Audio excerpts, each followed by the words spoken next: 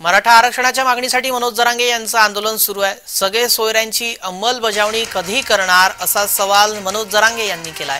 सरकारकडून प्रयत्न सुरू असल्याचं उपमुख्यमंत्री देवेंद्र फडणवीस यांनी सांगितलं। तुम्ही सगळे सोयऱ्याची अंमलबजावणी लगेच करणार आहेत का किती दिवस लागणार आहे? केसेस लगेच मागे घेणार आहेत का किती दिवस लागणार आहे? हैदराबादचं लगेच घेणार आहेत का त्याला किती दिवस लागणार आहेत? हे मला डिटेल आणि माझ्या समाजाला माहीत झाल्याशिवाय मी माग कसं घ्यायचं?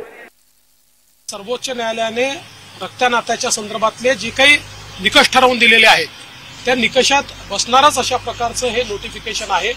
त्यामुळे हे नोटिफिकेशन जर निघालं तर त्याचा कुठेही ओबीसी समाजावर अन्याय होणार नाही अशा प्रकारची चर्चा ही आता ओबीसी समाजाशी देखील आम्ही करणार आहोत आणि त्यातनं मार्ग काढण्याचा आमचा प्रयत्न आहे।